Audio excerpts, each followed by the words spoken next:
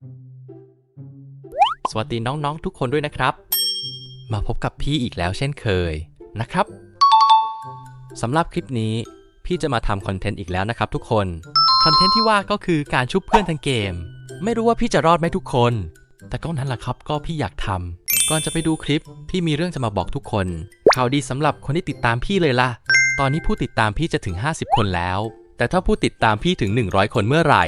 พี่ว่าพี่จะมาแจกบัตรการนีน่านะทุกคนเป็นจำนวน1รางวัลนะครับทุกคนถ้าน้องๆคนไหนที่อยากได้กดติดตามพี่ให้ถึง100คนไว้นะครับและอย่าลืมเปิดการแจ้งเตือนไว้นะเวลาพี่อัพคลิปลงมันจะได้แจ้งเตือนน้องๆสำหรับรายละเอียดพี่จะมาแจ้งอีกทีเมื่อถึง100ซับนะทุกคนเอาล่ะเรามาเล่นเกมกันดีกว่านะทุกคน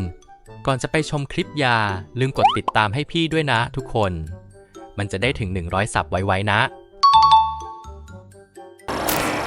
สู้สมรภูมิเอาตัวรอดสู้อย่างมีสไตล์สู้ยังไงก็ตายแต่ก็จะสู้จนตัวตายเอาล่ะวันนี้เราจะลงที่จุดรวมพลคนติดเกมกันนะ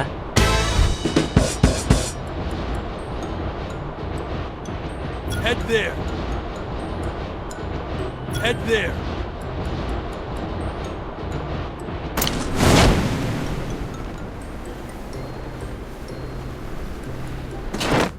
เดี๋ยวเราหาเก็บเหรียญก่อนนะเพื่อสะสมเอาไว้ชุบเพื่อนในตู้นะทุกคนเราจะเก็บของไม่เยอะนะทุกคนเราจะเพื่อไว้เก็บเหรียญเก็บอาวุธป้องกันตัวก่อนเพื่อเจอศัตรู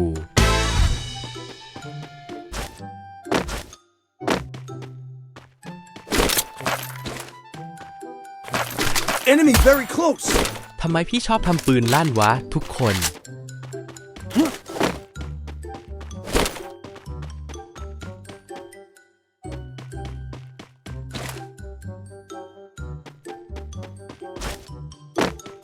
อุ๊ยเจอเหรียญแล้วทุกคน Enemy very close. พูดอะไรผมไม่เข้าใจ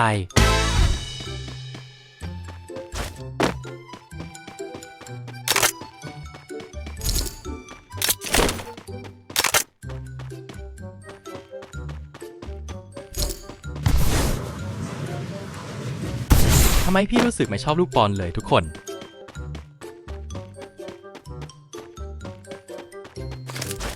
มีเหรียญอยู่ตรงนี้ทุกคน Enemy very close. ตู้ชุบก็อยู่ใกล้เหรียญด้วยสิ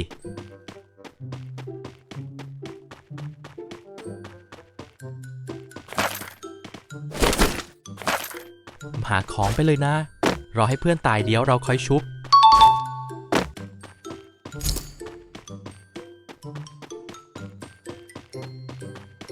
Enemy very close. นั่นไงว่ารัดแช่งให้เพื่อนตายแน่เลยเอาอะไรอีกเนี่ยพี่ขึ้นไม่เป็นทุกคนสุดท้ายก็ตก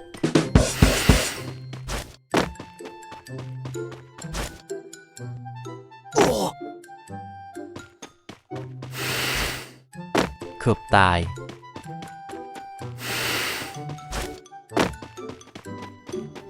อุ๊ยรู้สึกได้ยินเสียงเท้าคน Enemy very close. น้องๆได้ยินเหมือนกับพี่ไหม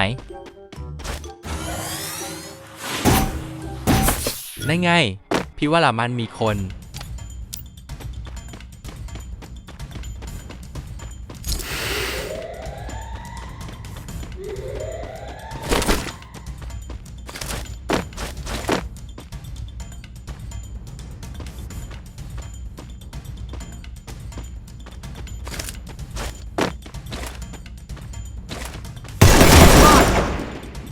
หัวแตกไปดียืนทำอะไรตรงนั้น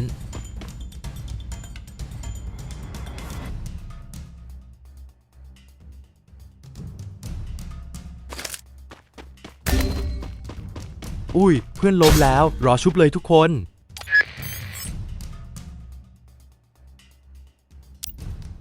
เรียบร้อยชุบไป1คนแล้ว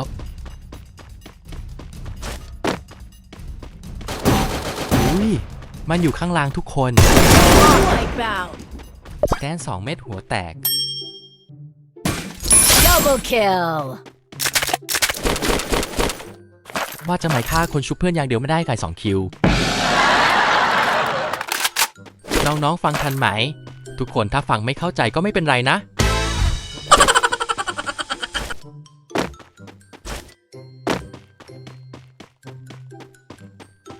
เดินไปเดินมาวินหัวเองทีนี้ Head there. Enemy very close.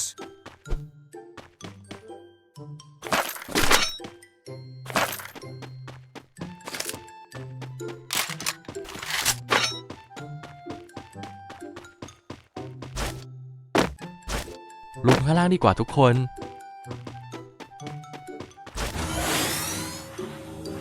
Enemy spotted.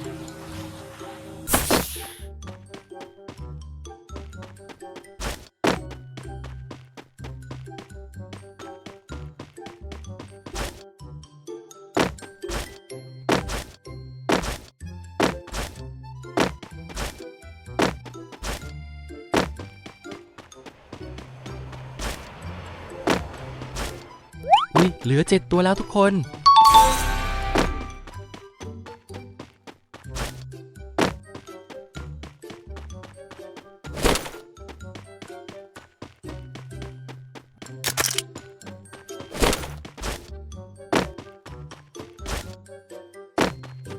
ตรงนี้ก็มีเหรียญอีก1สวยเลยได้ 2,600 แล้ว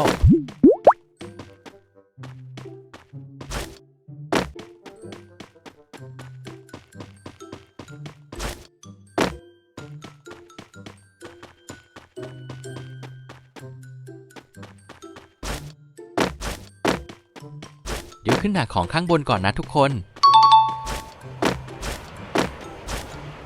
ตอนนี้เราอยู่ไกลเพื่อนสุดๆเลยละ ถ้าโดนอีกทีมดักยิงคงเอาไม่ลง เรานี่แหละที่จะเอาเขาไม่ลง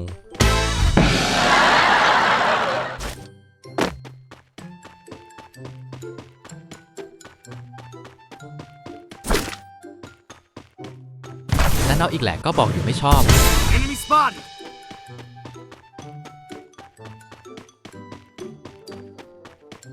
ข้างบนนี้มี1 อันทุกคน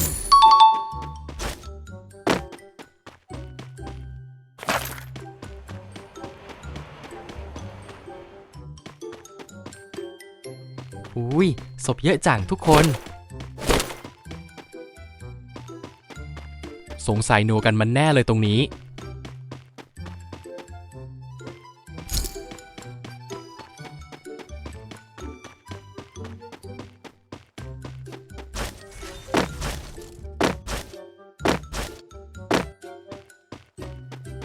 เดี๋ยวพี่ตัดไปตอนเข้าวงดีกว่าทุกคน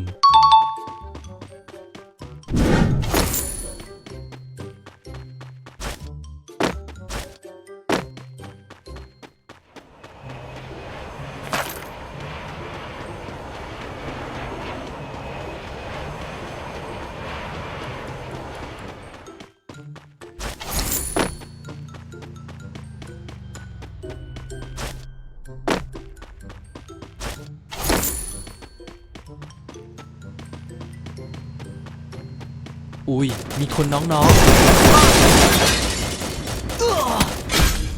อ้าว ตายเลยทุกคน โอ้มันยิงคมจริงๆทุกคน ไม่เป็นไร เดี๋ยวเพื่อนเราชุบ ตานี้แหละที่เราบ้างนะ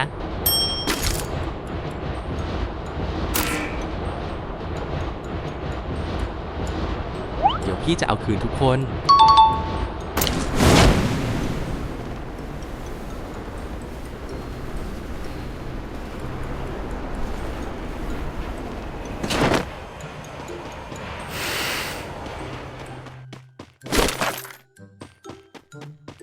Head there.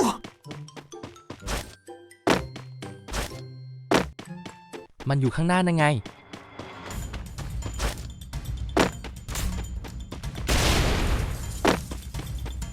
Enemy spotted.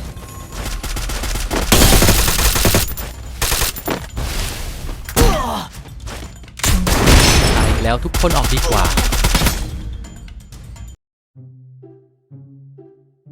สุดท้ายได้ชุบเพื่อนแค่รอบเดียว พี่ก็กาเกินน้อง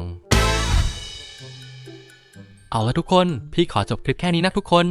ฝากกดติดตามพี่ให้ถึง100ซับไวๆนะพี่จะได้มาแจกบัตรให้สำหรับคลิปนี้บายบาย